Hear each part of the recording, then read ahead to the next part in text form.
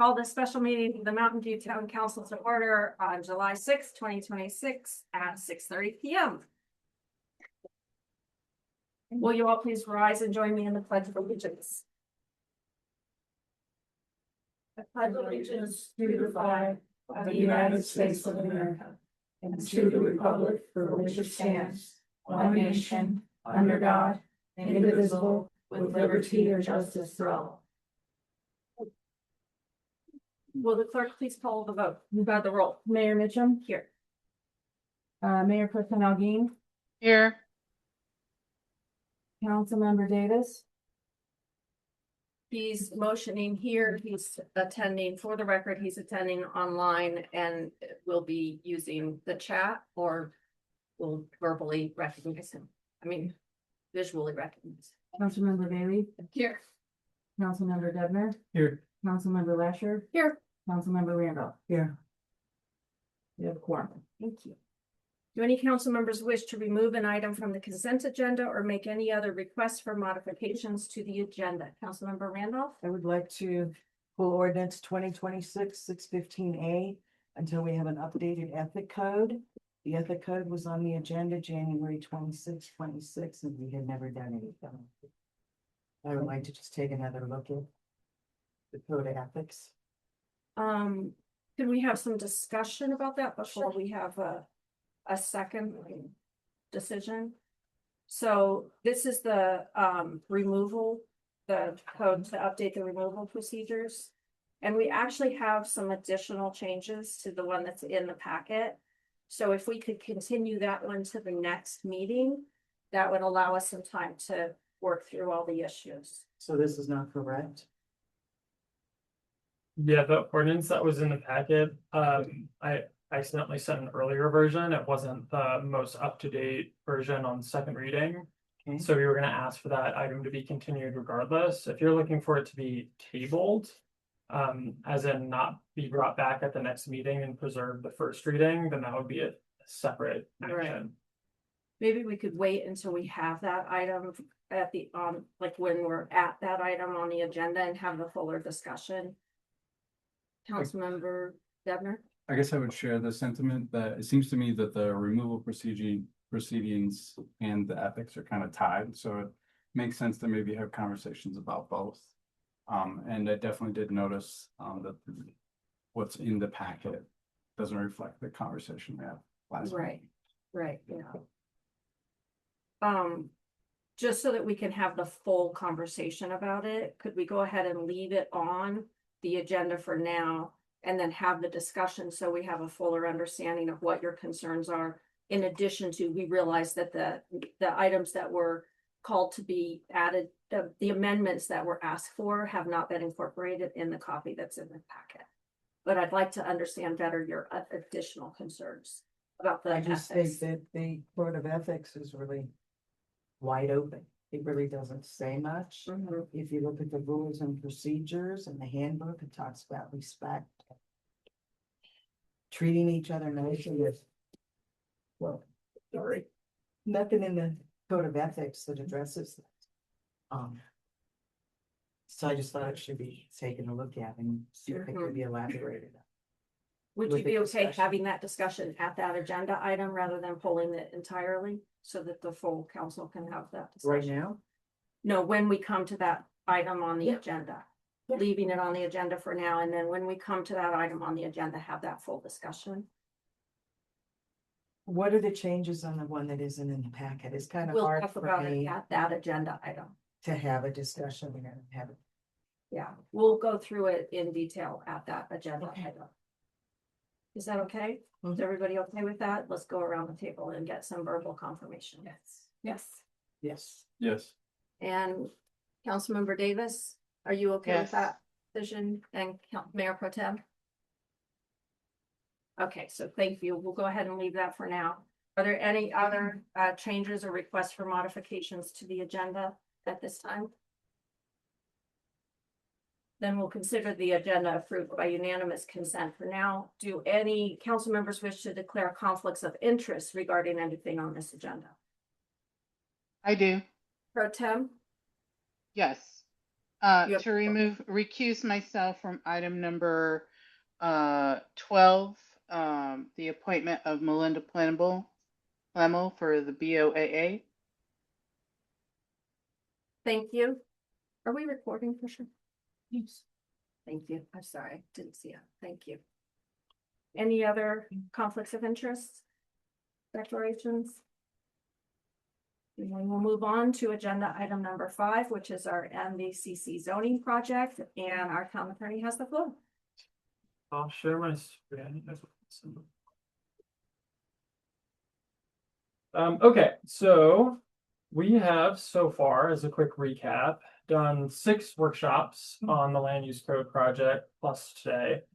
We'll have 1 more for the consolidated coming up, and then we'll have 2 ordinance readings.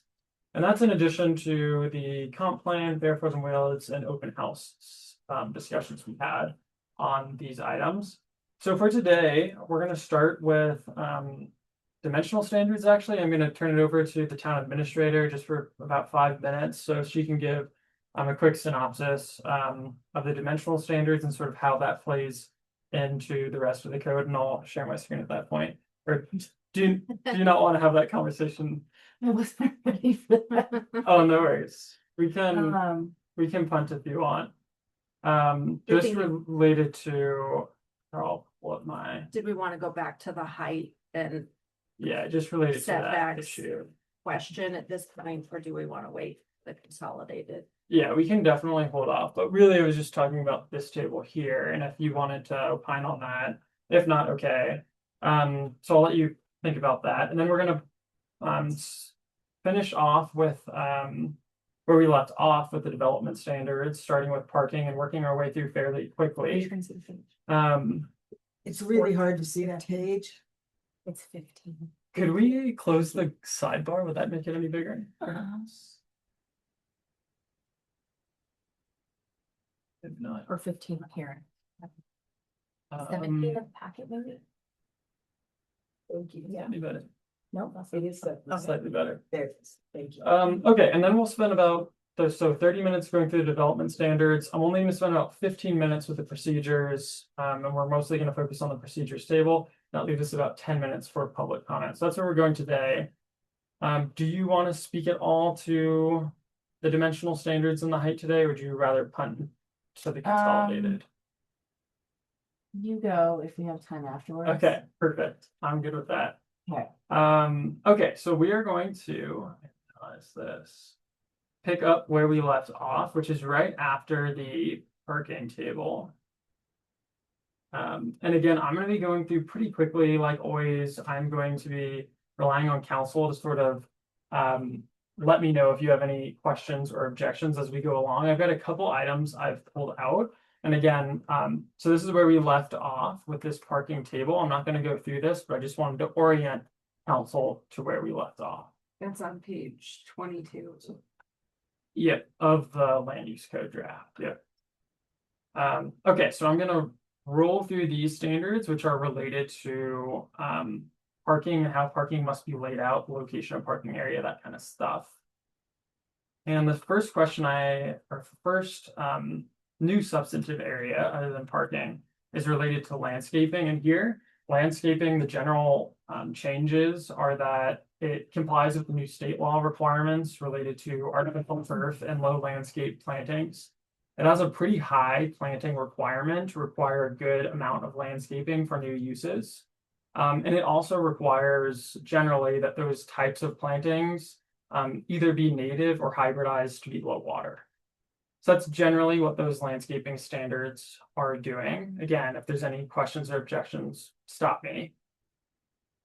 And if not, we're going to move right along past landscaping.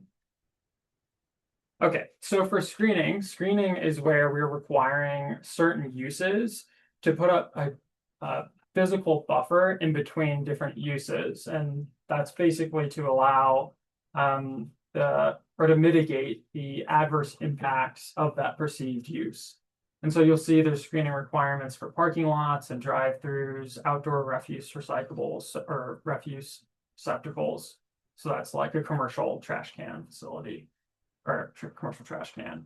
mechanical and utility equipment, like when it's placed on a roof or even on the ground. And what I wanted to talk to council about, just briefly, is these protective standards for the MXC district. And so these screening requirements would require that in the MXC district, whenever an MXC use is adjacent to any residential use in the R1 or MXN district, it would have to screen that border. So if you have a new multifamily structure going up in the MXC district and it's next to a existing residential structure, they would have to provide screening all along that boundary line. And you're calling screening like a fence? Yeah, so screening could be a berm, a fence, or landscaping. Okay. So it's really a combination of those. Okay. Yeah, So it could be like a shrubs or. Like trees or Like something. tree- that would block exactly. it. Yep, exactly right. Our current MXN zone is not that much different from our residential zone, right? Exactly right. Yeah. So we're basically creating that MXN district, a new district, to allow for additional buffering, like in this case. Okay, there's no questions there. I'll keep moving us along. So for fences, hedges, and walls, this is almost entirely a carryover because we actually did a pretty big revision of these standards just a couple of years ago. And so to not undo that work, I just copied it in as it was before. Good example of what we were talking about before, where some of the work that we're doing won't have to be redone. Right. Is the fences, hedges and walls, that's different from screening, right? How do they interplay, if at all? Yeah, great question. So you could use a fence, hedge, or a wall as a type of screening. But screening is the additional standard placed on certain uses that requires that sort of border to be put up. It's a good question. And it's similar to landscaping. So for instance, if you chose landscaping as your screening type over, for instance, a wall, then you'd look to the landscaping section to see what type of plantings are permitted. Yeah, great question. Okay, nothing there. We'll move on to signs. So the sign section was pretty substantially reworked, and that is largely to comply with US Supreme Court precedent. This is an area where courts have been very active because signs trigger First Amendment law. So all that to say, generally, what the law requires is that the regulations be content neutral. So for instance, in the days of past, you used to be able to say, you shall not erect a billboard. You can't do that anymore. The First Amendment, as interpreted by the US Supreme Court, says that that's actually a type of protected free speech. But what you can do is regulate the time, place, and manner of all signs, regardless of the content they're putting on the sign. So that's what these restrictions are doing. You still require a sign permit like you do today. We're just kind of melding the standards to conform with that law.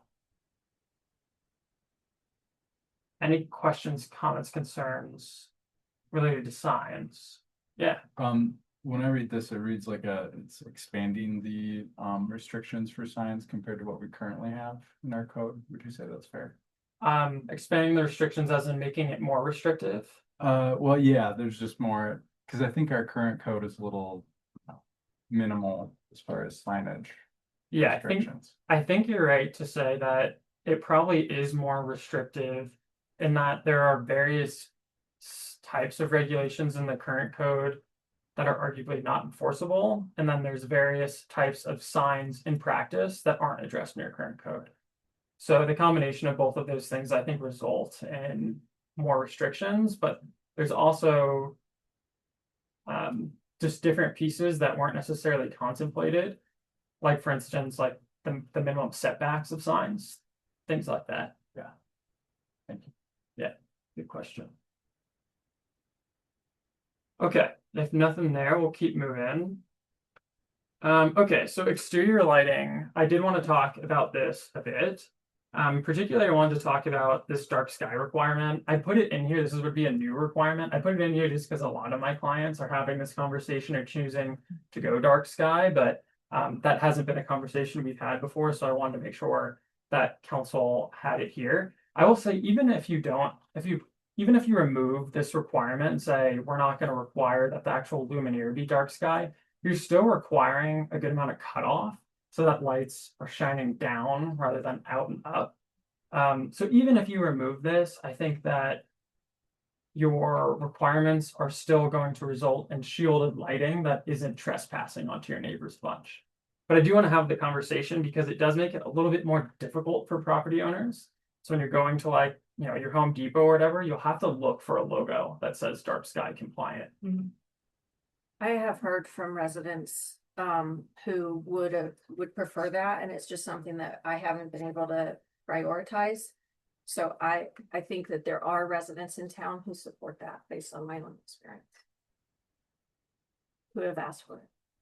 Councilmember Dubner? When it comes to, I guess the common like patio string lights that you would maybe pick up at a regular store, how do those, which are typically marketed for residential use, fit into this lighting restrictions? Yeah, you're talking like Edison bulbs in a garden. Yeah, kind of the classic patio backyard. Yeah, so if it's seasonal, then it's exempt. It doesn't sound like that's seasonal, like holiday lights would be exempt. And if it's there to accentuate landscaping, for instance, if you just have it like in a planter to have lighting towards a tree, then it's exempt. But your typical like Edison bulbs that are string attached typically are not dark sky compliant because they cast wide and up. And so those wouldn't be permitted under. That's a really good typical dark question, sky because there's a restrictions. ton of residents that have it in Yeah. their yard, so I think that could be a huge issue for a lot of residents in town. And so perhaps it's something that you just want to exempt altogether. I have other municipalities that do that, just things like string lighting in backyards are exempt from the requirements altogether. That's an option, because you can't really make them dark sky, right? They're kind of meant to like cast far and wide. There's also, we said seasonal lighting would be exempt, but there's also a lot of people have like lighting that's smart that you can control per holiday. So, you could have red, white, and blue for like 4th of July and red and green for Christmas. That's just up year round, but then you are using it seasonally. So how do you, I feel like that's more and more common too with a lot of permanent lights that people get on housing. What do you do? Like, how do you handle that obstacle if you do go down the road of dark sky compliant?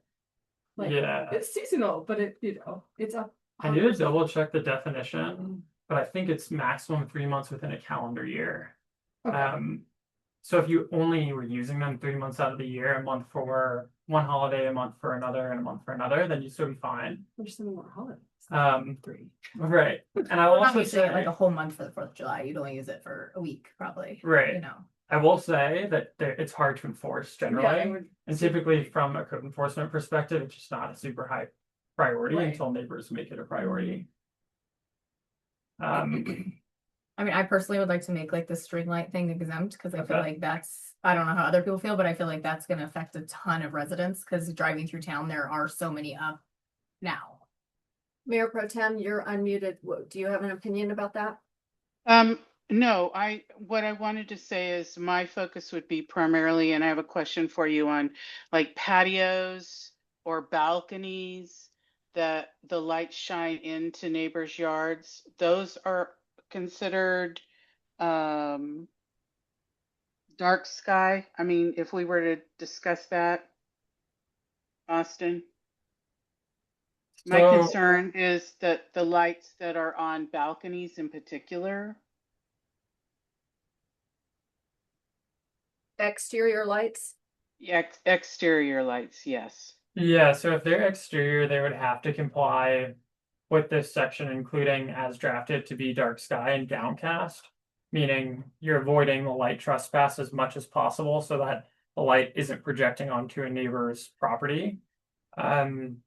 So yeah, that type of lighting generally would have to comply with these standards. If it's lighting from inside the house, obviously that's not applicable in this section at all. Yeah, that makes sense. Right. So Austin, can you clarify? It's not an issue with me, but I had neighbors put them in their backyard and I had put shower curtains in my windows and darkening curtains because they were shining in my bedroom windows and my patio door. Because they were hanging up so high. And I think what the code was before was if they shined into your windows, it was an issue. Yeah, so I think that would be an issue in either case, under the current code or this proposed code. If you have a non-shielded light, what you can't have a non-shielded light under this proposed code. So you can't just have like a floodlight that's projecting just out and up. It would have to No, be- these were the string lights. It's not an issue with me because I took care of it my own way. Gotcha. Oh, so we're talking about like the Edison bulb string lights. Yes. So let's have that conversation. It sounds like maybe we can just pose the question to say, are you in favor of exempting Edison string lights for landscaping or backyard uses? I mean, not all string lights are the same, so it's hard to, I feel like there needs to be further differentiation. Okay. I agree. We can state potentially add into that standard that when they are not creating light trespass, but I'll tell you, they always do because their intention is to go out and up. So you can't really have it both. Either you kind of ban the Edison bulbs or Edison lights stringed outside because their very intention is to spread the light. Or But they also don't have to, some of them are not the same intensity though, so it's partly what I was getting after. We Like some could- are like very bright and others are just more sort of like mood lighting. And Yeah. others are like, let's light up the sky kind of light. we could definitely do a CCT max to minimize the amount of light coming from each bulb. So here's a question. Theoretically, from a code enforcement standpoint. Difficult. Okay, Yeah, well, I mean, a You were- lot of things. are Yeah, I was thinking difficult. that too. Like, who's gonna go out there and say that those lights are? And I will tell you, that's why a lot of my clients are like, just make them go dark sky because it has the little dark sky certificate on the bulb. And so you just say like, hey, it doesn't like, it looks like your light is trespassing on your neighbors. Can you send us a picture of the bulb to make sure it's compliant? And if the bulb doesn't show that it's dark sky right on there, then it's an easier way to enforce. So would you, I mean, could you just take like a lux meter and use that as part of the code enforcement? do Or we is have that? a lux You meter? could, but I'm not. No, I know. There's somebody around. Is our down guy gonna work at 9 p.m. either? You know, like, Oh, that's true. yeah. Same thing with noise ordinances, they're always hard. to- Yeah, and I think creating those, anytime you have an issue that's like difficult to enforce for all those reasons, if you create a lot of exemptions in gray area, it's gonna be a lot harder for your code enforcement officers to work within that. So do they have those Edison bulbs or whatever that are dark sky compliant? Okay, so No, when you were 'cause they're not saying that you'd shielded look though. at the bulbs, you're just talking about like other bulbs, not those kind. Yeah, as far as I know, last I checked, when I went through this exercise about a year ago, they didn't exist. Okay, yeah, I mean, I don't know. I was just trying to find a compromise. I think we would have quite a few people who would object if we said you can't hang patio lights in town. Don't you guys? I agree. Yes, absolutely. I mean, I do. Yeah. There's just walk down the street and there's a ton in Mountain View. I do think some restrictions might be warranted, like if they're super bright, like that, or if, you know, like if they're hanging 30 feet above the ground Right. in a backyard, it kind of, that would be more intrusive than like, you know, 10, 12 feet. There's other code enforcement for that though, right? Yeah, we could definitely, like the height is easier. Mm-hmm. So if you say like shall not exceed 12 feet in height, that's a lot easier for your code enforcement to enforce. We could also do a CCT, a maximum light exposure, but it's gonna be harder to enforce. But you could do both. I mean, that seems like a good middle ground. And if we come back to the table, yeah, those are the People are not gonna want that. those are the shielded ones. So Yeah. those would be dark sky. Yeah, Yeah.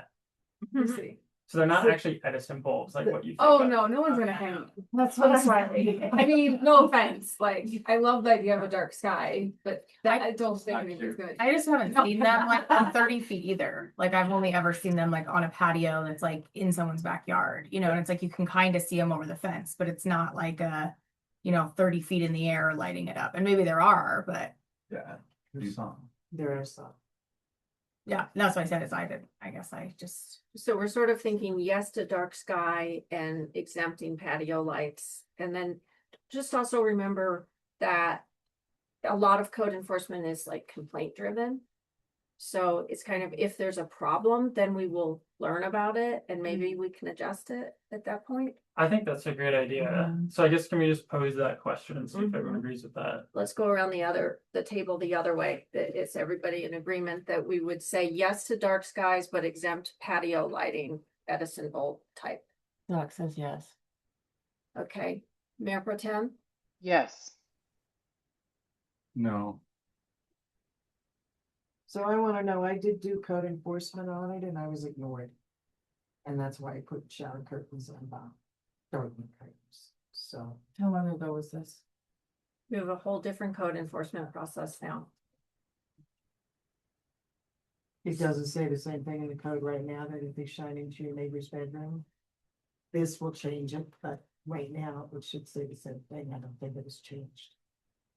So I'm just saying, you gotta make sure you have follow through, somebody calls them. Yeah.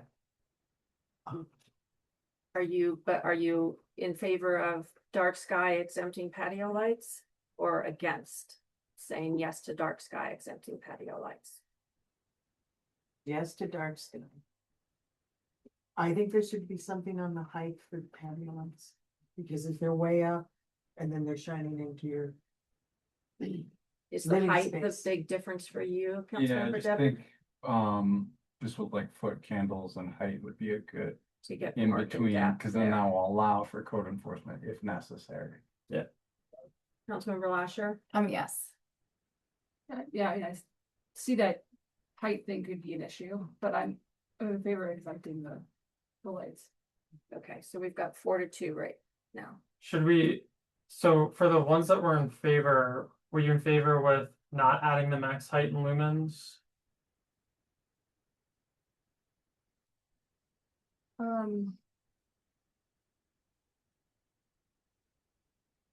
So it's so hard to say.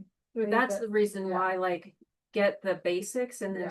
see what the experience We is. can always- Because you can that's always the thing you can go tweak the into. code. Yeah. So Yeah. I would say yes.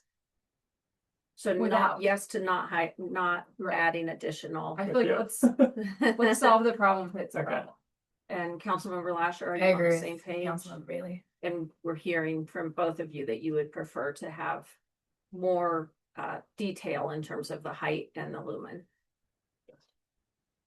And Doc, you're still on the same page of yes to dark sky, exempting patio lights, and dealing with the details at a later date if we experience a problem? I'm seeing a yes. Thank you. And Mayor Pro Tem, Yes. Okay, I cool. think we have enough to move forward.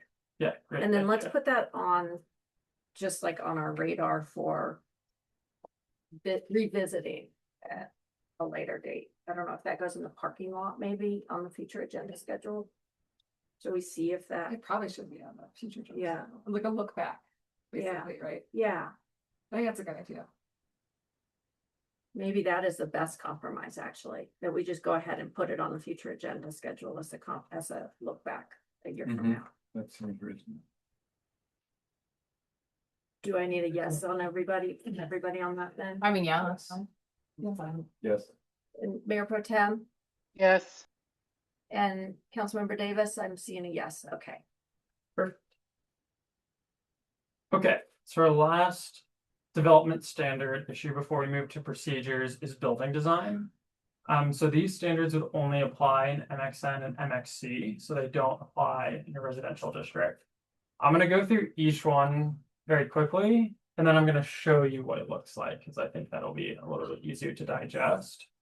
So the first requires an entryway feature. The second is related to restricting building mass, and what that means is that you're trying to prevent a square box. And again, I'll show you these standards in practice. I think they'll make more sense. And really, building mass is trying to reduce the bulk of a building. We also require window transparency, meaning requiring a certain amount of a wall to be windows or doors that you can actually look through rather than a blank wall, which is a wall without any sort of architectural features. And to that point, prohibiting like walls of more than 20 feet. So prohibiting like a straight lined wall with no walls or windows or architectural features of more than 20 feet. Requiring roof line variation, and then your building materials I brought over from what you have today. So you have this list of prohibited materials here, and then you have a requirement that at least 40% of a facade facing a public right of way be composed of one of these 5 materials here. So let me just show you. Stop sharing, I'll reshare what this really looks like.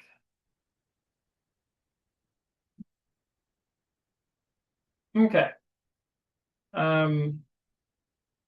So this is how these standards could play out in practice, and I'll just go through each one like I just did.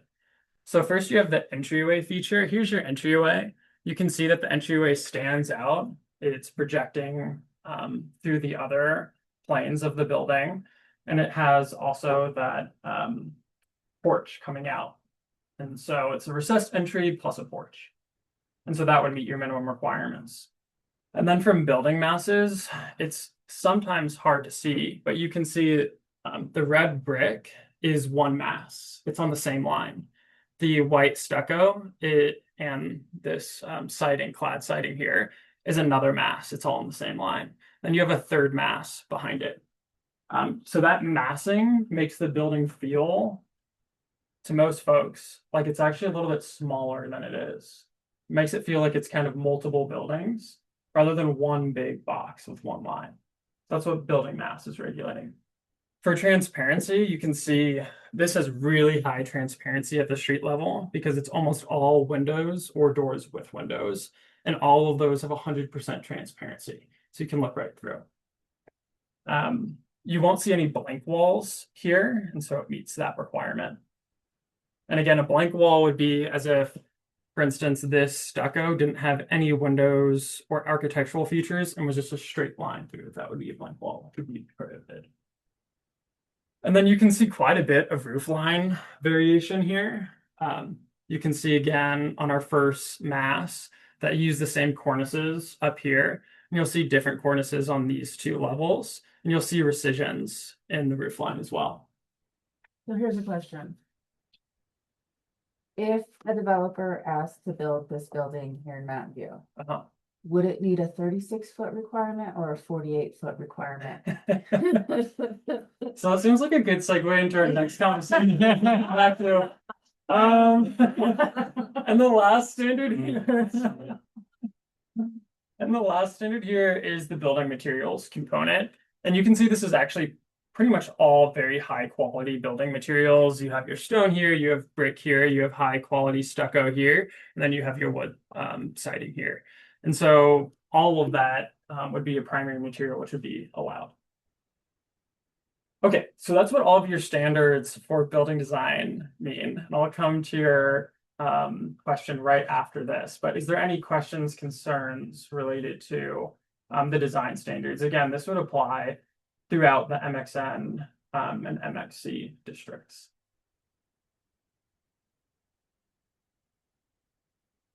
All right. I think these are really reasonable. I guess the only question I would have is there any differentiation we want to make between restrictions between MXC and MXN? Yeah, it's a good question. So keep in mind in MXN, you can't have single family dwellings. And so a single family dwelling wouldn't have to meet these requirements. So you'd be looking at really for higher density uses like a multifamily dwelling would have to look like that. But it's a good question because maybe you want to say like, hey, this is a little bit too high design for our transition. And we want something a little bit more cost effective in that middle period. It's a question for council for sure. Does anyone have thoughts? Or MXC and MXN should, for the most part, be similar. We have different height variations though within MVCC and MXN. Correct. Which realistically, you would be looking at like a stared down approach, right? So your commercial corridor is going to be the tallest buildings. The MXN, if and when it gets redeveloped, would be smaller, and then you go into the residential. Exactly. Yeah. So you're already gonna have differentiation just by the nature of the heights. Right. I mean, what other municipalities typically do? Do you think this is too highly designed for a transitional area? So most other municipalities are not 12 blocks, Right. right? True. So when you're looking at these kinds of standards, you're gonna have different areas of quote unquote neighborhoods, like Yeah. Old Town Erie Right. is your Right. historic charm, and then this new Right. development has these design standards on these lots. And so trying to fit that into 12 square blocks, I think has been our biggest struggle. Mhm. To make a fluid community that has a newly developed commercial corridor that's updated, that's functional, but also gives the residents their privacy because it's all so compact. Mhm. So that almost makes me think of it, you would want more design rather than less design, given the smaller footprint of the community. Yeah, I mean, I If you think, have less room for error, basically, and less jarring transitions if it's more designed in MXC. yeah, I think that's true. I think as you walk along the street, it will feel like a more gradual transition. I think so. I think I like the more designed standards. And for sure, if council changes its priorities in the future and says like, hey, we're getting a lot of complaints about the cost per square footage, we've got to change some of these design requirements. That's something you can always do. You can come back to it and say, you know what, we just don't care about building materials. Build whatever kind of material you want. That would be something that would cut costs, just as a way of example. So it's just like the exterior lighting conversation. I think it's a lot of it is sort of like, we think this is going to work well from what we heard at the table, but you probably will need to tweak it as you go along. When you talk about added cost, like, do you have a ballpark, like how much added cost for developing an MXC with these kinds of constraints versus like less rigid one? A lot, A lot. a lot. A lot. And it also, So are we gonna design ourselves out of having Yes. a But- developed? that also goes back to the height requirement conversation, right?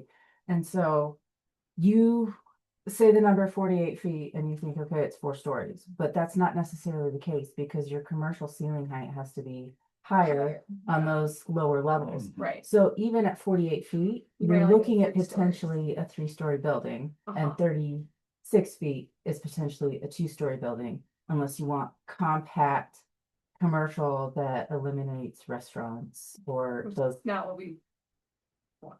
At least I don't. Yeah, I mean, I think we said it at the very beginning. The biggest way to give developers bang for their buck is to allow them more density. Yeah. Yep. And oftentimes, at least what I've seen, is that developers will say like, I'll meet your design standards all day, give me that extra floor. Because they can make it back and some typically. So then would that be an argument for an increased height in MXC as well as or is it MXN? Yeah, let's go there. Let's go to the dimensional Sorry, standards. just- Because I do think it all plays in, right? So I just want to talk, I did this really quickly today. So in R1, what we have today, or sorry, what we have proposed in this draft is 24 feet. What you have today is 34. So you took off a full story off your entire residential area. So, 3/4 of the town, you essentially downzoned a full story. As it's drafted today. And MXN, as a reminder, that's a new district, but it was originally proposed. We originally proposed it at 36 feet. We chopped off a full story as a part of that conversation with council. It went from 36 feet to what? 24. Yeah. And then in MXC, we had the standards tailored. We had originally proposed 48 feet along West 44th Avenue and then 36 feet everywhere else. And council wiped out that 48 feet in session. And today it's 37 feet, which is kind of odd. So Can I ask a quick question? Yeah. So in your opinion, since you're the professional doing this, since we are like being so restrictive on things, and it's not like Mountain View's like this hopping Cherry Creek North area, do you think we're going to be doing all this work and then still not being able to get sales tax revenue in, getting businesses in, because we are being so you know, challenging to work with, I guess is a nicer way to say it. What's your opinion? I think your standards right now are a little bit too high per square foot Mhm. in MXC for redevelopment. Okay. And I think the best gives you have are the height, obviously, as we've talked about before, or parking. Mhm. The next best is building design. Mhm. So those are the three that are probably elevating the cost per square footage. Mhm. And I think right now, we could definitely get some like developers just to give us an ad hoc Mhm. analysis. But I think you probably have priced yourself out. Mhm. Again, that's just my sort of, Yeah, no, I mean, you're the professional. I appreciate it. Councilmember Randall? You said 37 feet, we have 37 feet now? right, That's what you, well, it.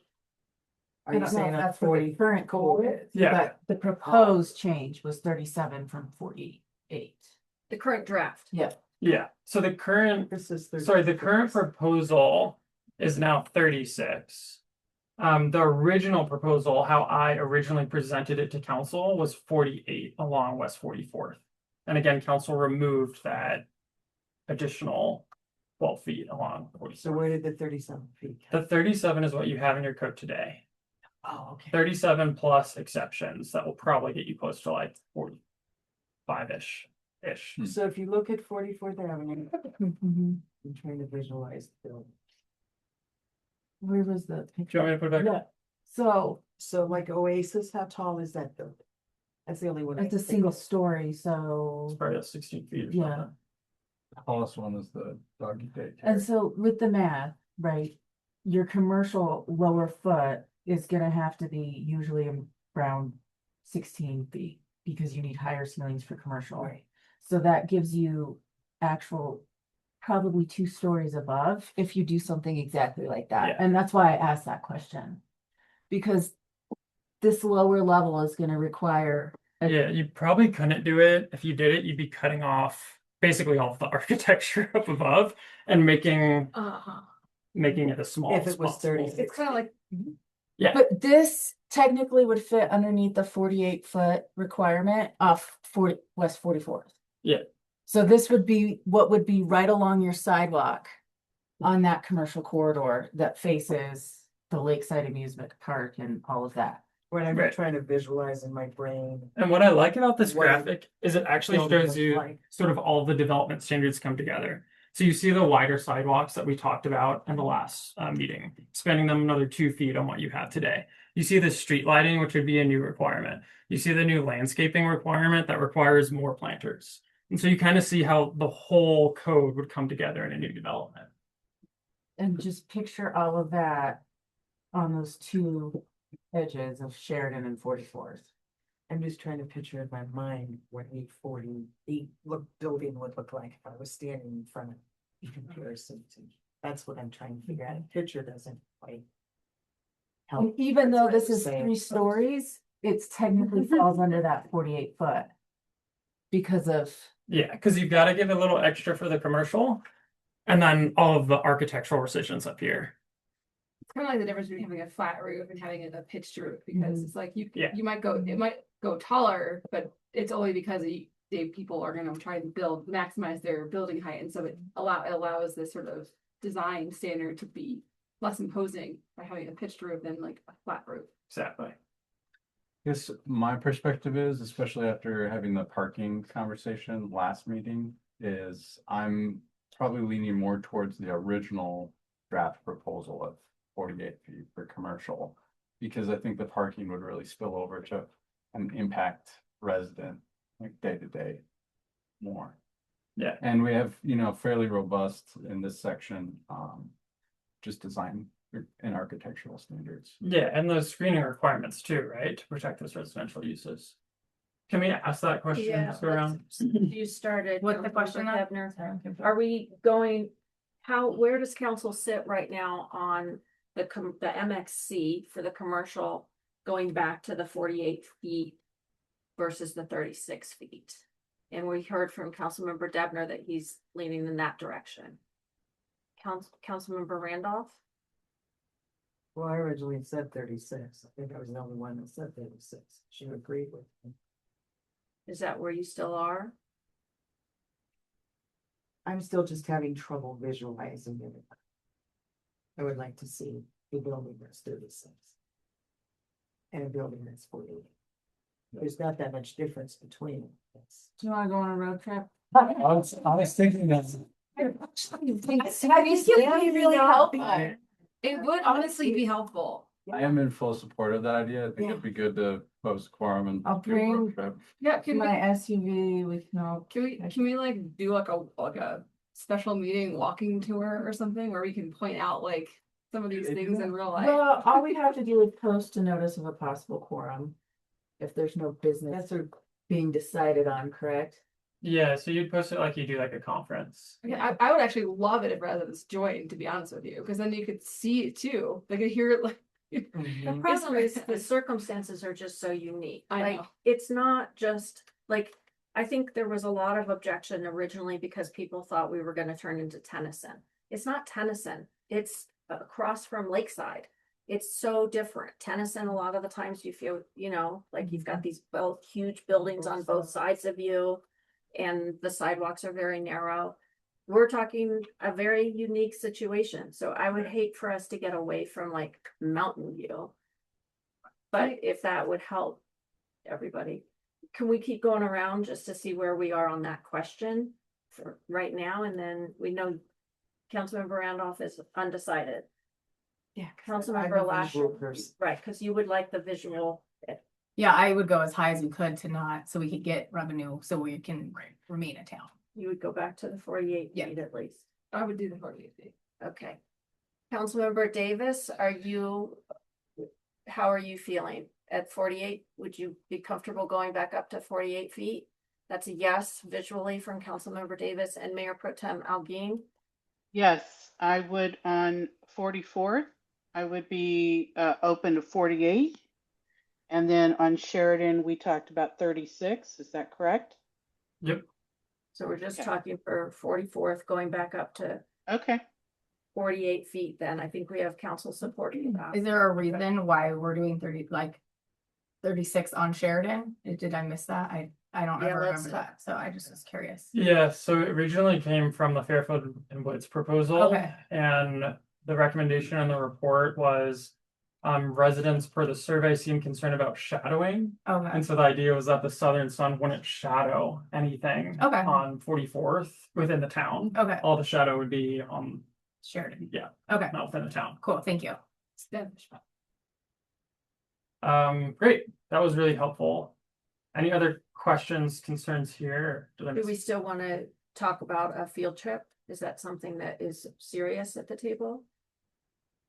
I would be interested. I mean, we Yeah, could I'm probably do some research and try to find something in a jurisdiction that's similar but not Tennyson. Yeah. That we could find a location for you guys to tour. Totally. Can I say mine? I feel like well, I know there is, but like companies that you can hire who can like come in and tell you like what would be best for the town or like what kind, like based on our size and where we're located, like the best, sales tax revenue would be I'm just making things up, but like whatever. And then from there, then they can tell you like, well, I'm just gonna make something up, like a liquor store, even though we have a million. Okay, let's choose something else. Ice cream Flowers, shop. an ice cream shop, ice cream shop. And then, then from there they could say like, but ice cream shops, want XYZ to come here, because it's like, I think a lot of people think once we pass these, like builders are just going to be like knocking down our door trying to build here. And it's like, I don't think that that's reality. So is there like a way to So have I someone- applied for that DRCOG grant. That was the Livable Centers. Oh, I don't know about this. Okay. I applied for it back in October. Okay. We were unsuccessful. They're doing another round of it this October, so I'm gonna try to reapply for that grant. But DRCOG has the team that would come in and look at all your Oh, commercial okay. corridor and your land use code. Okay. And I mean, the timing, we needed to Yeah. get this piece first. Right. But I did apply for a grant for something like that we were unsuccessful with. And Okay. I want to try for it again. Is there any way to like, since Kathleen and Ryan are on, or Miss Bailey and Deborah are on, like, is there like, we have a higher chance of getting it, or I is it think- still just a roll of dice? No, I think we'll need to reevaluate the grant I wrote last time. Mhm. And then probably just maybe have a grant committee and try to beef up the grant and reapply for it, but that was something I was trying to get I'd love last it. year. Awesome, thank you so much. Okay, so I think at 15 minutes, I'm gonna spend the next 5 minutes on the procedures table to at least get us started, and I'll stop us, we'll do public comment, and then if I have any other time, we'll come back to this, and if, Did we want to talk about the MXN at all, the height? yeah, we Because definitely could, we went back up on the commercial, but kept but we MXN. kept MXN and residential still very low, so you're gonna have, it's gonna be like this. Yeah, Big drop. Is there any appetite for having that conversation? Councilmember Bailey? Can we just go back to that residential height discussion and talk about what realistically residents would be able and not be able to do with their current homes? 'Cause I feel like a lot of people have smaller homes and they're sometimes like they're perfect for the resident, other times they've outgrown their home, and so they're either going to move out of town or they're going to scrape and rebuild, which would not be the best. I mean, it is what it is, or they're going to like, you know, do additions or pop tops or those sorts of things. Like, are we basically eliminating the ability for people to actually do real stuff to their homes if we, with the current restrictions of height in place at the residential level? That's my biggest concern. So that's a separate question, but maybe we'll take that one first and come back. And I guess let's not rush through the procedures. I think if we want to just plan to do for the first consolidated, I'll spend the first like 15 minutes on procedures, then we'll get into consolidated. Yeah, Okay, that makes sense. does that work? Cool. Okay, so for your question, Mhm. I think the answer is that you've made it much more difficult to expand any R1 properties. Or I shouldn't say you, the proposed code does this in several ways. One of the principal ways is adding that max floor area ratio. And so that really shrinks down the actual square footage that a home could be. So the actual maximum amount of square feet that you could build on a lot is based now on the size of your lot. And again, we did that out of a response to residents feeling like the things that were being built in that district were too big for the size of the lot. And so the way you regulate that is through floor area ratio. You say, all right, how big is your lot? We're going to give you a ratio to be able to build a certain amount of square footage based off that lot size.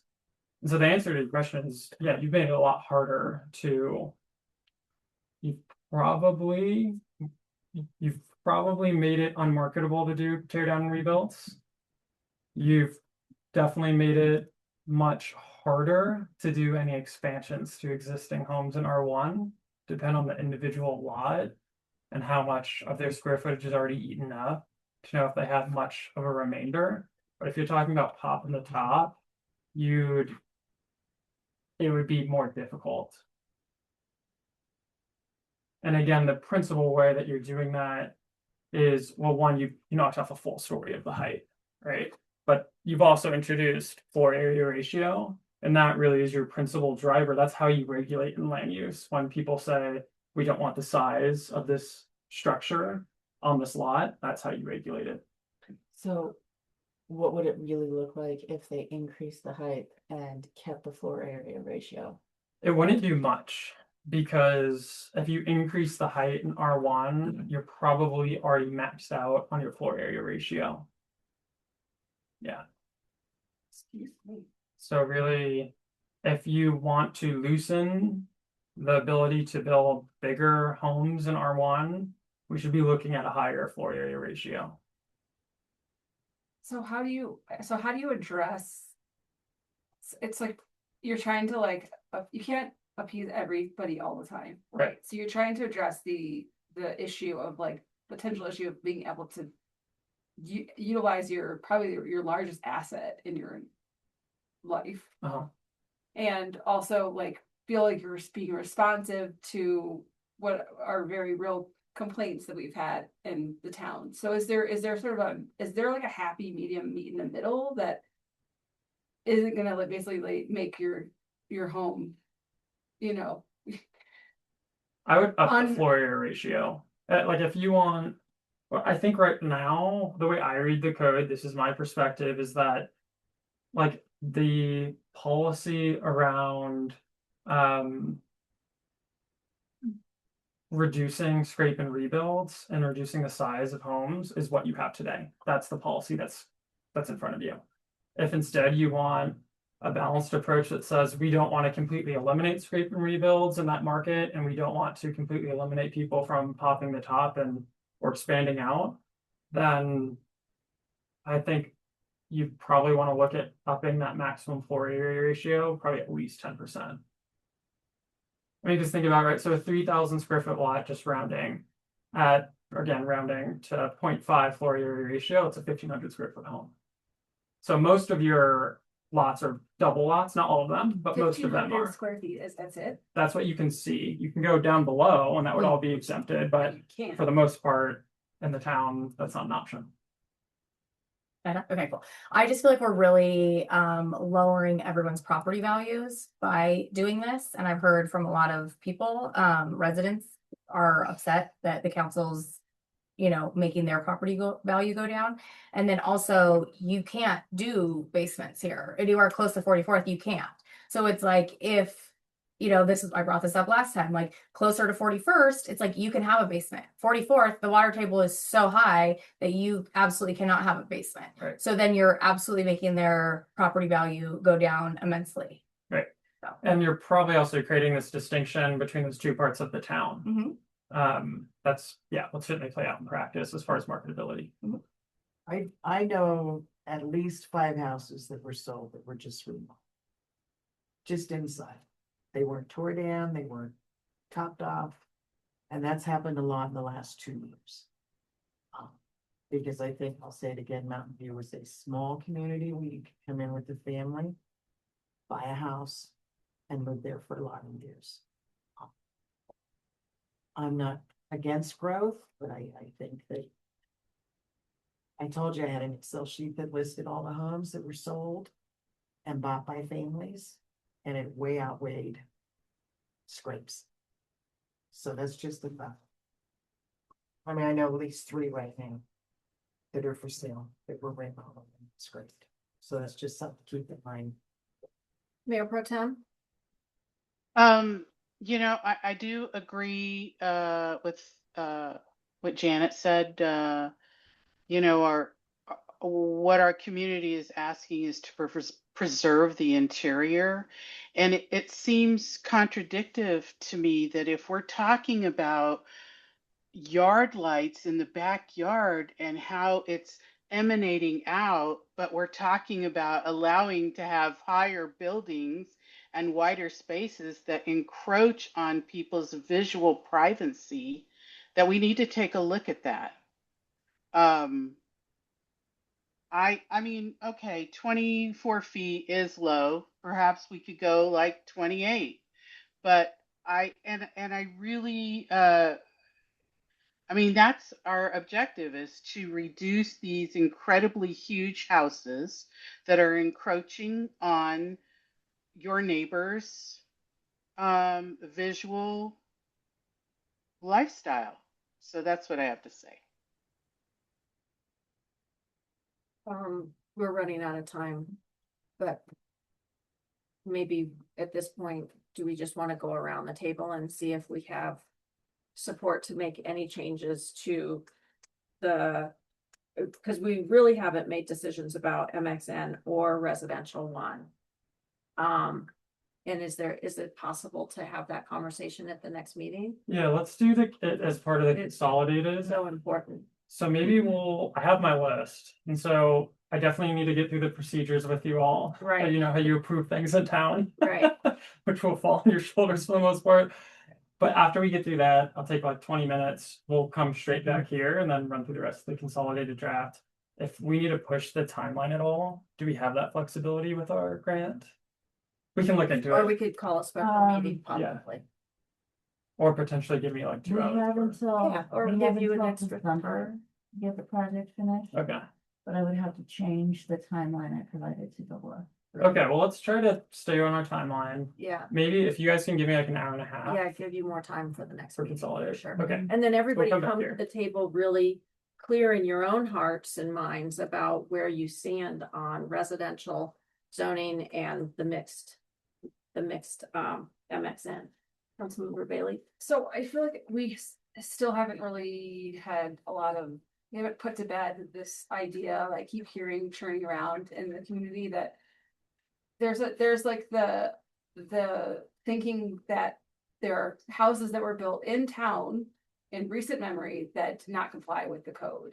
And we keep talking about it, but we don't seem to, It we was don't- absolutely put to bed. It was, I could it bring them, wasn't though, it I've never was. seen it. It is I've never seen it. absolutely, it was in a meeting, Safe Built presented.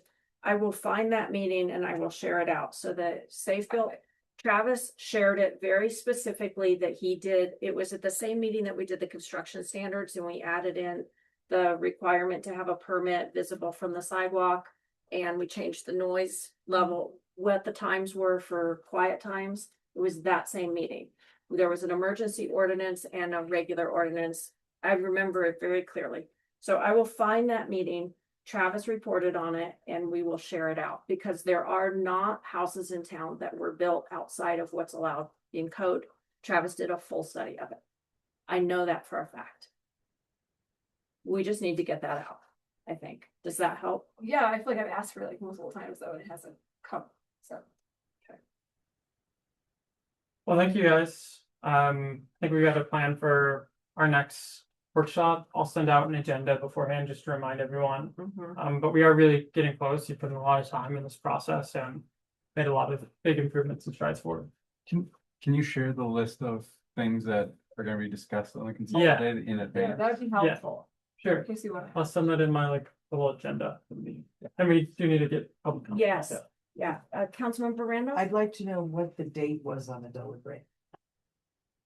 The date. Was it at the expiration? You said you could extend it. What was it? I think it's December of this year. But you said you would have to change what you submitted. Yes, so the grant was approved based off the original timeline, so that would be part of my next quarterly reporting that has to be done by July 15th for the state's fiscal year end. So if we do change it, it would just be part of my administrative reporting. So it's not a big deal to change. Well, thank you. So typically we have additional public comment during these workshops that's specific to this workshop. But maybe for our time issue, we'll just combine anybody who wants to comment on the public comment on the workshop topic itself. You have an additional time period if you have more than that. If you have more than 3 minutes, you're welcome to comment directly on the workshop topic or your regular comment on anything on the agenda. So I'll go ahead and read the rules. We're moving on to that agenda item. A person who wishes to give public comment must sign up and provide their name, residency status, and contact information prior to speaking. Anonymous comments will not be accepted. All virtual public commenters shall provide the required information prior to being given the floor by using the chat feature on Zoom. All virtual public commenters must have their camera on for the duration of the comment. The clerk will invite you to be a panelist, which will allow you to turn on your camera. Please accept that invitation if you're commenting and attending virtually. Each individual may speak only once during each public comment period. All council members must listen attentively to public comments, but no responses shall be given to any public comment except the chair or the council by majority vote may direct staff to follow up with a commenter. No person shall be allotted more than 3 minutes. We're going to give it 4 minutes for this because we didn't have a public comment during the workshop. Our clerk will call on people in the room first who have signed up and then people who are attending remotely.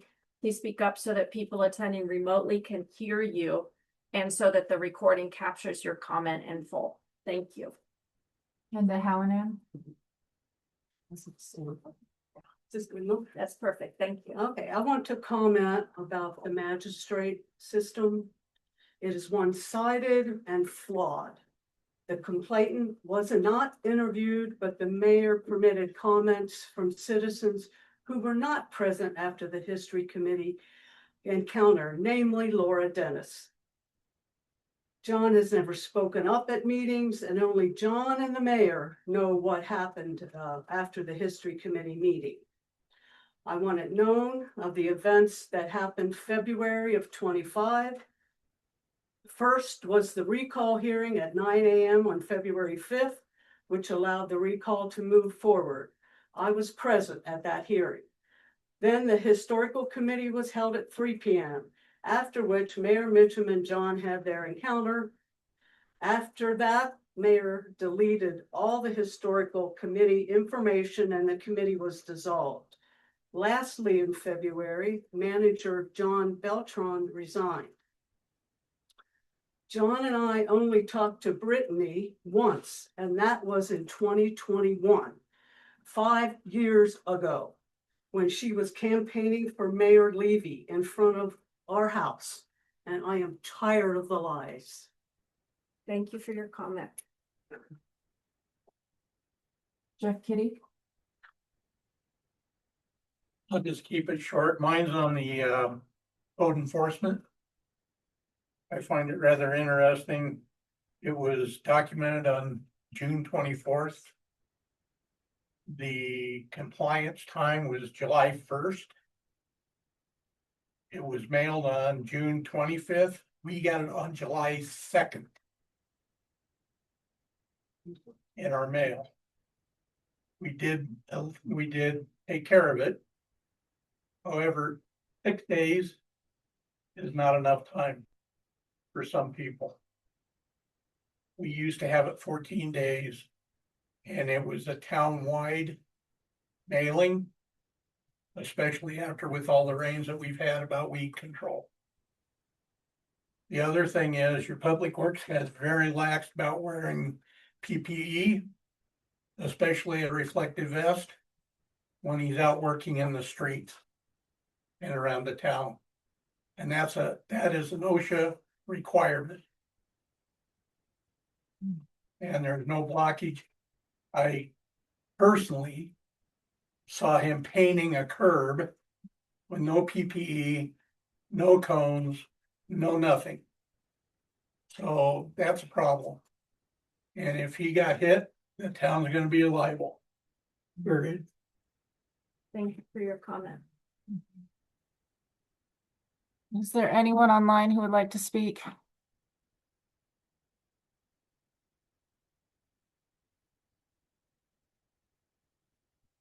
No, it's just. Okay, thank you, everybody. We are moving on to agenda item number 7. The packet information. Thank you very much for that workshop. We didn't say that at the end of the workshop. We kind of went straight to the next item, but you did a really good job with that. Thank you for all your hard work. The packet information for this agenda item starts on page 73 of our packet, and our town attorney has the floor to introduce this ordinance. Yeah, so I'll just first totally say I messed up. I sent Charity and the mayor the wrong version of this ordinance, so that's on me. We do have the correct version. I just sent the wrong one, so my mistake. So our recommendation coming into the meeting is that you continue the second reading until the next meeting so that we can ensure that the correct version gets into the packet. And then at the beginning of the meeting, Councilmember Randolph, you talked about this feels like it's something that it should be heard in conjunction with something else. Is there something that we've accidentally has dropped off of our radar? Another Well, ordinance? if you look at the complaint form, which is in this agenda, there's 3 boxes to check: town charter, town code, and rules of procedure. They're not listed anywhere in under 2.0211, and I just think the ethics is pretty wide open, but it really doesn't say.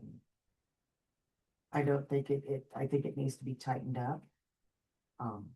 Is this something that has previously been on our future agenda schedule, or Yes, is this? January 26th. To do the code of ethics. And it was never done. Okay. So it sounds, is this familiar for? Yes, I can't remember the 126 exact. Special meeting. I brought the copy. I can't remember the exact history, but I know we did have a conversation at one point about cleaning up sort of your 3 procedures that are somewhat in parallel, that being now the complete process and the rules. the removal process in the code, and then your code of ethics, complaint process in the code.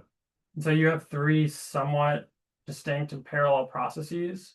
And so we did have the conversation, I think I said it at the table, of like, this is something we should probably look at eventually to potentially consolidate one of them, so it's just two processes, or in any Right. case, make it a little bit more succinct.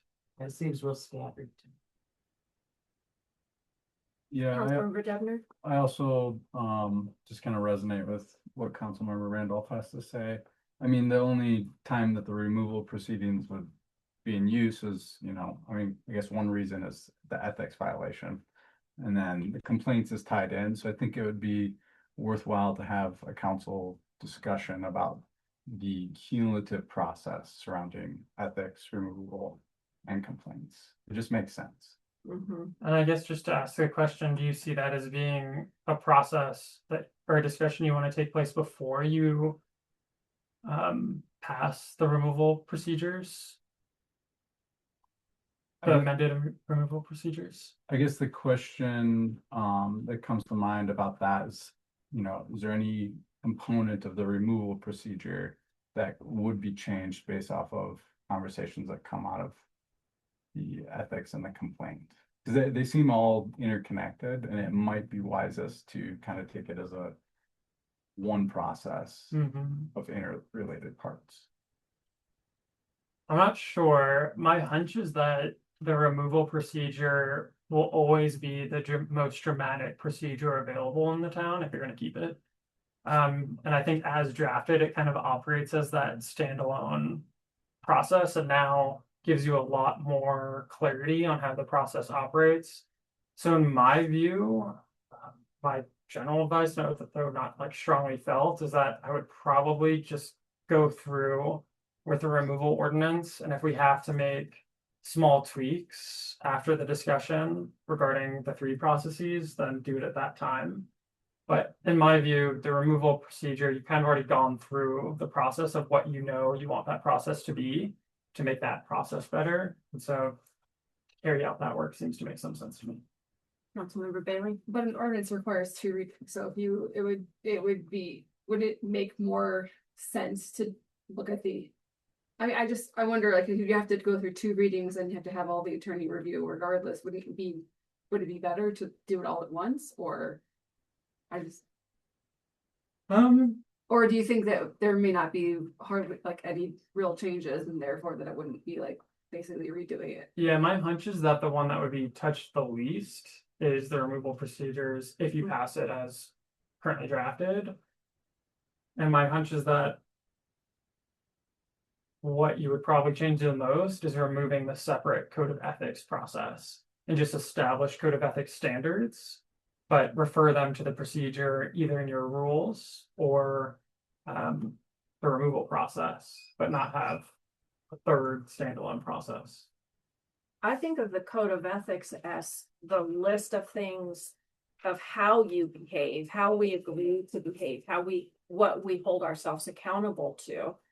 And the removal procedure as how you use the process to then enforce. But I think there is an enforcement process in the code of ethics. So what if we put the code of ethics, bringing that back, bringing that to the table as its own ordinance, sort of next in line, but went ahead and got this adopted, or, if you guys want to amend it at the next meeting, but make sure that we bring the code of ethics back as something to talk about and possibly improve as well. Councilmember Randolph? So I'm a resident, I'm upset, I'm gonna file a complaint.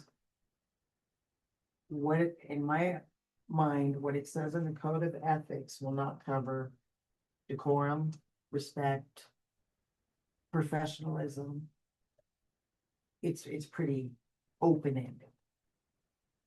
And I believe we had 4 complaints denied here, and I just don't know if you're basing them on the code of ethics. I looked at other code of ethics and they're a little stronger than ours. So that's why I brought it up. It seems kind of generic to me, and you can't really pinpoint it. That sounds like a good conversation to have at a future meeting for council. So potentially we could have that conversation at the next meeting after we pass the removal procedures on second reading. So if you change the code of ethics, they still apply? You change the code of ethics, they still. This ordinance In would this still ordinance. apply, yeah. Yeah, yeah. And I'm assuming it probably wouldn't need to be changed in any case, because it really is just the procedure for how you remove an elected official. No, but I'm talking specifically about. So you update the code of ethics and it says you can't be disrespectful. This would still work. Maybe, somebody- I think if we are, I think we need to be cognizant of how the two tie together, which for now means that part of the grounds for removal could be a violation of the code of ethics as established in the code. So if we really lower that bar, there's definitely some concerns there about using a really low bar violation to institute what would be the highest penalty on an elected official.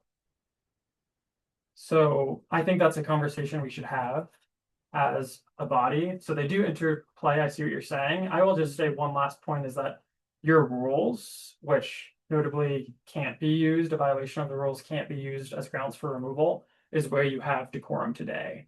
And that's kind of intentional so that they are a little bit more flexible. If you are, for instance, violating the rules and that you keep showing up late for every meeting, then the council could use their rules and the enforcement procedure within the rules for addressing that issue, but they couldn't by itself establish that as grounds for removal. And so they're sort of separate intentionally for that reason, but I think it's a larger conversation. And maybe Yeah. We should just bring back the code of ethics for discussion. Because it sounds like everybody's got some questions for that. I'm sorry, Councilmember Bailey was next and then Councilmember Devon. Do most municipalities have a separate ethics violation ordinance procedure that? No. What is it? So what do people normally do? So typically you can have your list of enforcement actions, which we have in our rules. And so it could be like, hey, you violated the code of ethics and the council decided that we're going to pass censure. So for instance, and not to name a fine, although it's public,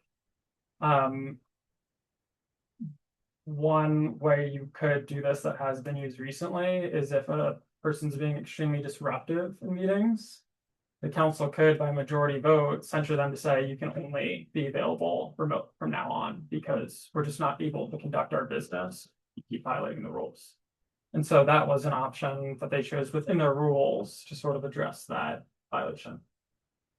Is that what you have the ability to right now in the rules? Does that Well, make how does that sense? tie? But how does that tie into like their removal? Because right now it's like ethics violations are subject for removal. So how does? Yeah, and an ethics violation wouldn't be routed through your rules. An ethics violation, it could be routed through your rules if you decide you want the magistrate to opine on it, but that's not a requirement. You could choose that. That's one lever to pull. Another lever to pull is any other enforcement action as council's able to choose. And sort of last resort and the highest penalty being removal if those grounds are established. But I think it would be highly unusual to say that any violation of a rule of procedure is grounds for removal. That means you could state a motion wrong and violate Bob's rules. And that could be grounds for removal. So I think distinguishing those processes it's intentional.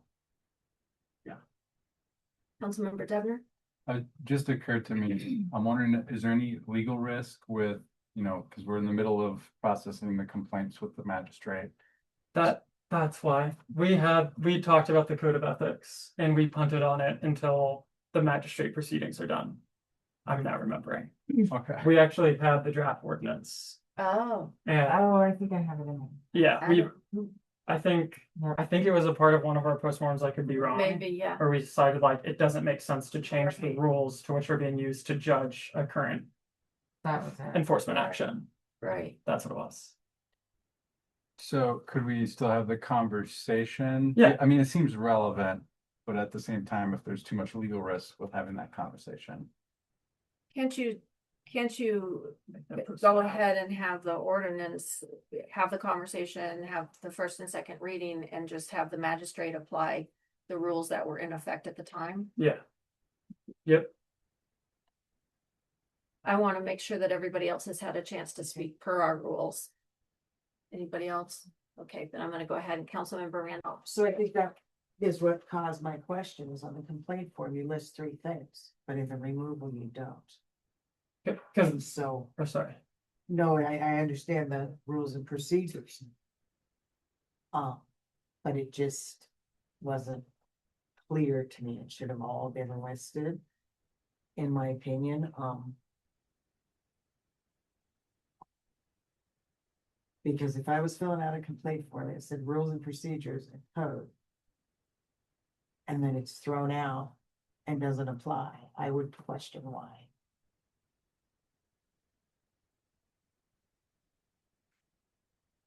So you're wanting the complaint form that anybody can fill out to be directly linked to something in the removal process?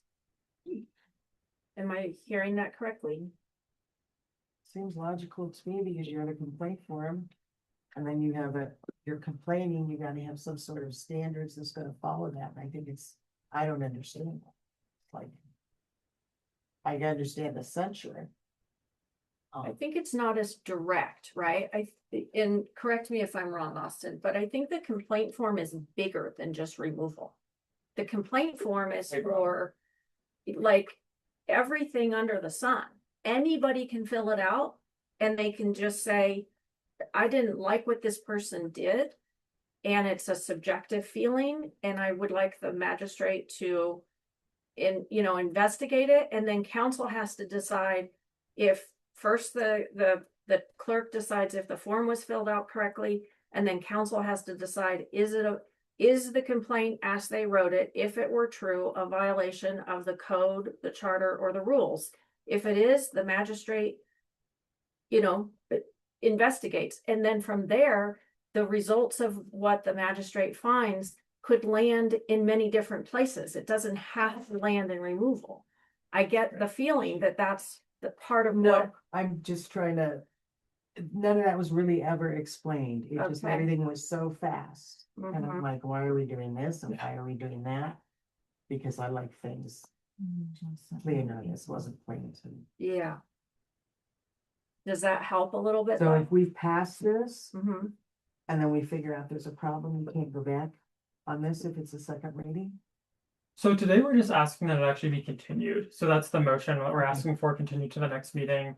And then also at the future agenda part, we can talk about when the code of ethics discussion can be placed. Yes, yeah, Okay, okay. thank you. I hope that's helpful. Well, I just wish a lot of this had been explained in the past. It would have been easier. Because I read stuff and then my brain starts thinking. It's confusing, Yeah. and we can make it simpler, and we'll try to Okay. do that moving Thank forward. Yeah.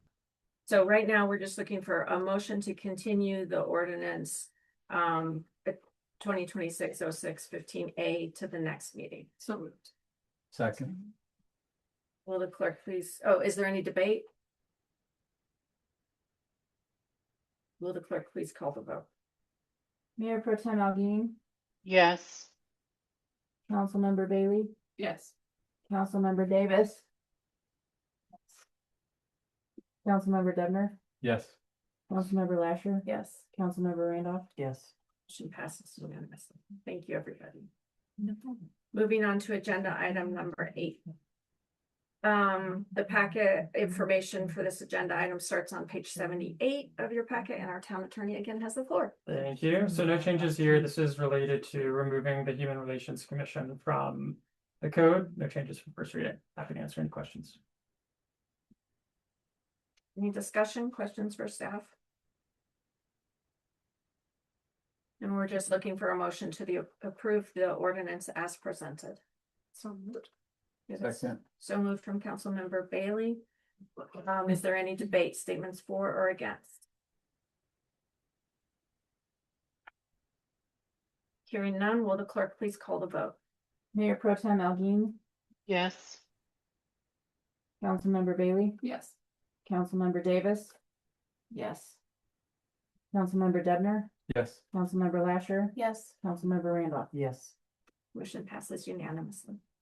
Moving on to agenda item number 9. This starts on page 82 of our packet and goes through page 88. I want to just note and thank Administrator Campfield for including the election calendar in the packet with this agenda item. It's very complete and I appreciate it.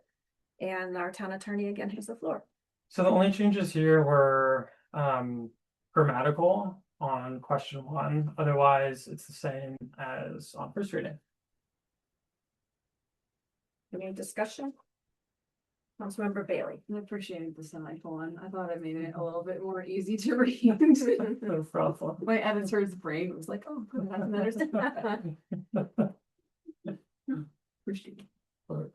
Any discussion from our remote participants? Okay. Councilmember Devner. I just had for the boards and commissions removal question, I just was wondering if maybe our attorney could give us like a little, some history on that and the advantages, or I guess the intent behind asking the voters the question.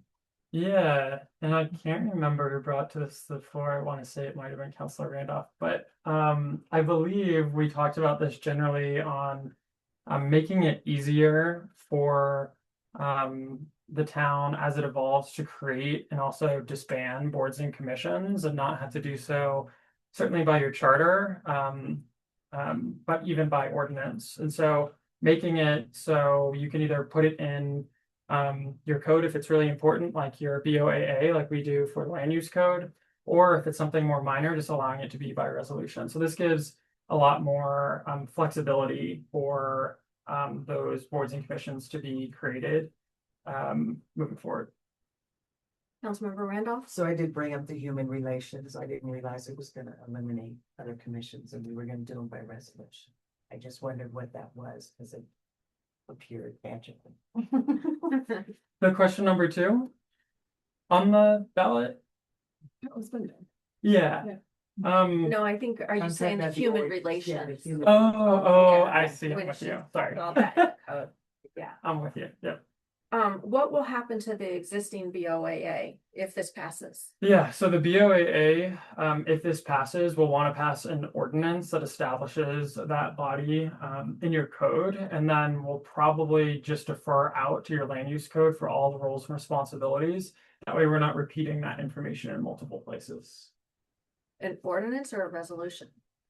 We'll probably actually do the creation of the BOAA by ordinance in the code, because it's not like something like It's quasi judicial. yeah, it's quasi judicial Okay. and it's something that has, quasi judicial powers in your land use code.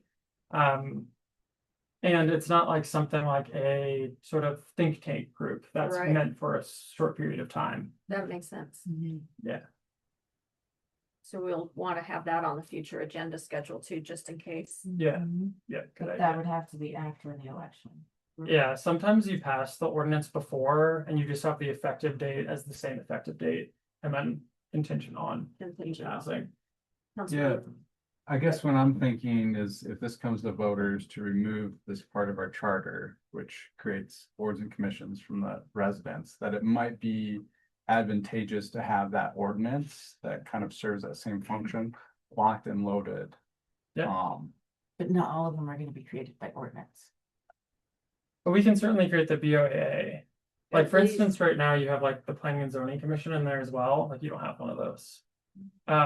And so there's just sort of these lingering commissions that just makes it harder for the town to evolve through time when they're in your charter.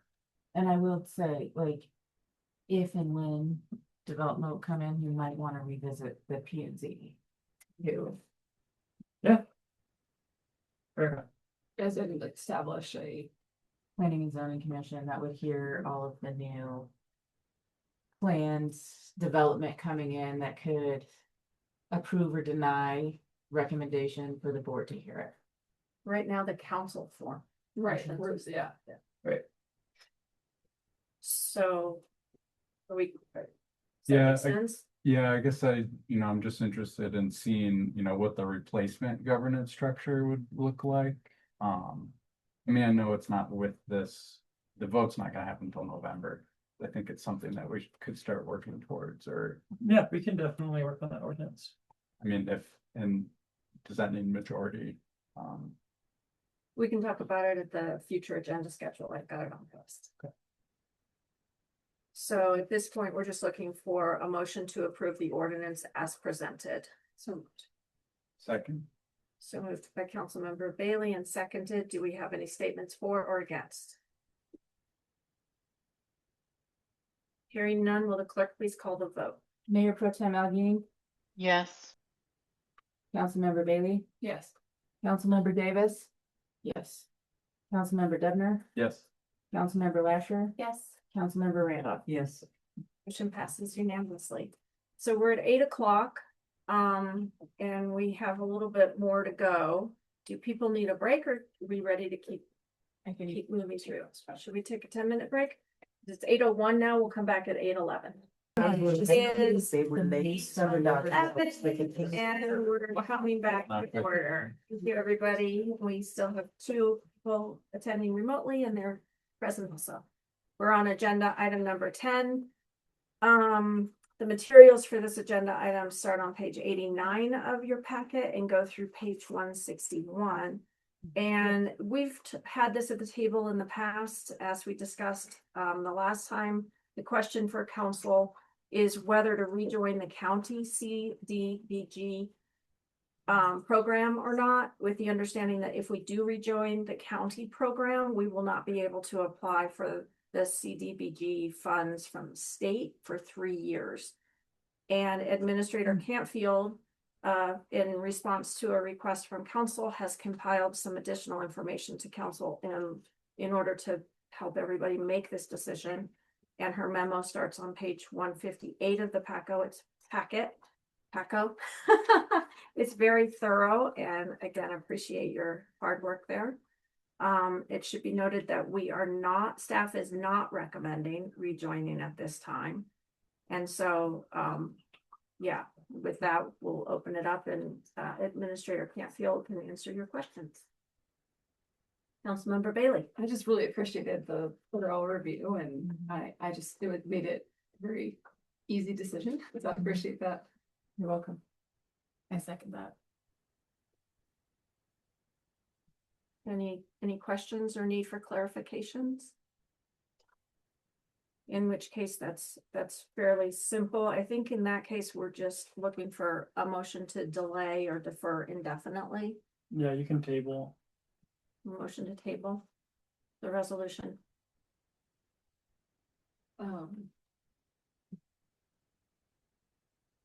So moved. Second. So it's moved by Councilmember Bailey and seconded. Is there any debate, statements for or against?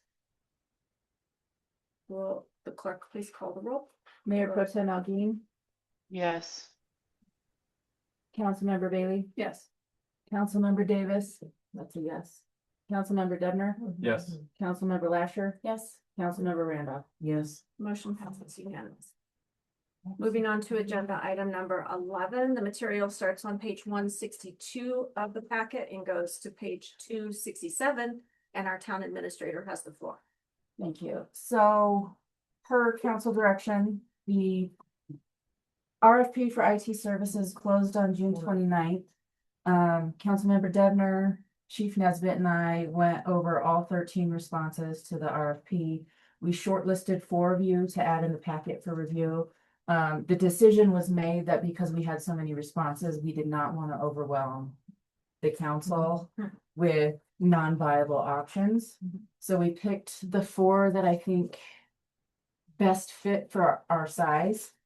And I have a table setting for you all that actually does an analysis of all the cost spending between the 4 compared to our current on-site project.